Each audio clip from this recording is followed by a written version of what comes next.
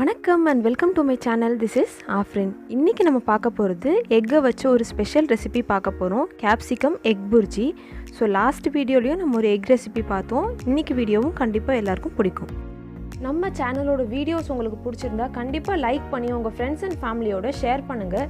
சேனலை சப்ஸ்கிரைப் பண்ணுங்கள். அதே மாதிரி பெல் ஐக்கானை தவறாமல் கிளிக் பண்ணிவிடுங்க. ஸோ வாங்க வீடியோக்குள்ளே போகலாம். ஸோ க்ரீன் கேப்சிகமோட பெனிஃபிட்ஸ் என்னென்னு பார்த்தீங்கன்னா, அதில் விட்டமின் ஏ, சி அண்ட் இ ரொம்ப நிறைய இருக்குது. அதே மாதிரி ரெட் கேப்சிகமை விட இதில் நேச்சுரல் சுகர் லெவல்ஸ் ரொம்பவே கம்மி தான். நான் இப்போ காட்டுற இன்க்ரீடியன்ட்ஸ் எல்லாமே 5லேருந்து 6 பேர் வரைக்கும் தாராளமாக சாப்பிட்லாம். ஒரு கேப்சிகமை நான் சின்னதாக நறுக்கி எடுத்துக்கிறேன். விதைகள் எல்லாத்தையுமே ரிமூவ் பண்ணிவிட்டேன். 3 முட்டை எடுத்துக்கிறேன். முட்டையில் நிறைய ப்ரோட்டீன்ஸ் இருக்குது, அது நமக்கு நல்லாவே தெரியும். 2 பெரிய வெங்காயம், 2 தக்காளியை சின்னதாக நறுக்கி எடுத்துக்கிறேன். இது ரெண்டுலேயுமே ஆன்டி ஆக்சிடென்ட்ஸ் அதிகமாக இருக்குது. ஒரு பவுல் நிறைய மல்லியல் எடுத்துக்கிறோம். ஒரு பவுல் நிறைய கருவேப்பிலை எடுத்துக்கிறோம். கருவேப்பிலை முடிக்கு ரொம்பவே நல்லது. காரத்துக்கு 2 பச்சை மிளகாய் கீரி சேர்த்துக்கோங்க. 1 டீஸ்பூன் இஞ்சி பூடு விழுது எடுத்துக்கோங்க. இது டைஜஷனுக்கு ரொம்ப நல்லது. நான் மிளகாய் வத்தல் தூள் 1 டீஸ்பூன் எடுத்திருக்கேன். மஞ்சப்பொடி 1/2 டீஸ்பூனும், மல்லிப்பொடி 1 டீஸ்பூனும் எடுத்திருக்கேன். சின்ன சீரகம் 1/2 டீஸ்பூன் எடுத்துக்கிறேன். நீங்கள் தேவையான அளவுக்கு காரத்துக்கு மிளகாய் வத்தல் தூள் சேர்த்துக்கோங்க. ஸ்பூன் இந்த சைஸ் டீஸ்பூன் தான் யூஸ் பண்ணியிருக்கேன். நம்ம சமையலில் சேர்த்துக்கிற ஒவ்வொரு இன்க்ரீடியண்ட்டுக்குமே ஒவ்வொரு மெடிசினல் வேல்யூ கண்டிப்பாக இருக்குது. மஞ்சப்பொடி ஆன்டி இன்ஃப்ளமேட்டரிங்கிறது நமக்கு நல்லாவே தெரியும். மல்லித்தூள் கொலஸ்ட்ரால் லெவல்ஸை கம்மி பண்ண உதவும். அதே மாதிரி சின்ன சீரகம் பிளட் சுகர் லெவல்ஸை கம்மி பண்ணுறதுக்காண்டி உதவும். ஸோ இப்போ எப்படி சமைக்கணுங்கிறத பார்த்துடலாம். பேனில் ஆயில் ஆட் பண்ணிக்கோங்க. 2 டேபிள் ஸ்பூன் எண்ணெய் சேர்த்துருக்கேன். இது கூட சின்ன சீரகம் சேர்த்துக்கிறேன். சீரகம் நல்லா வெடிச்சதுக்கப்புறமா கருவேப்பிலையும் வெங்காயமும் அதோடு ஆட் பண்ணிக்கிறோம். ஸோ வெங்காயம் நமக்கு நல்லா பொன்னிறமாக வரணும்.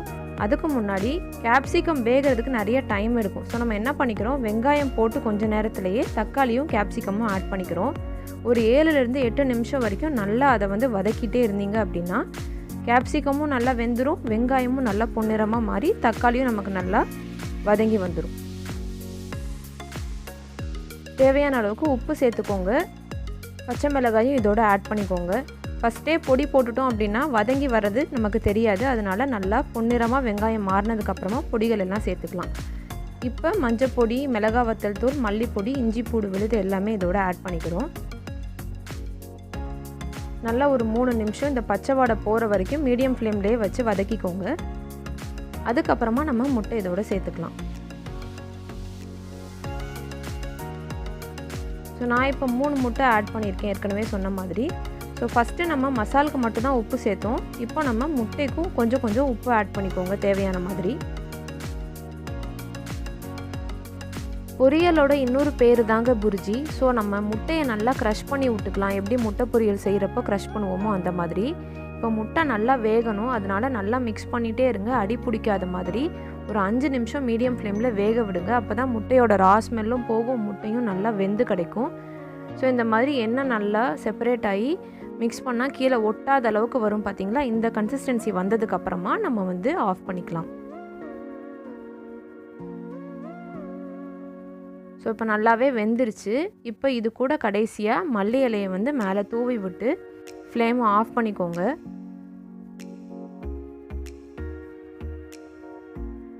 இந்த டிஷ் குழந்தைங்கள்லேருந்து பெரியவங்க வரைக்கும் எல்லாருக்குமே ரொம்ப பிடிக்குங்க.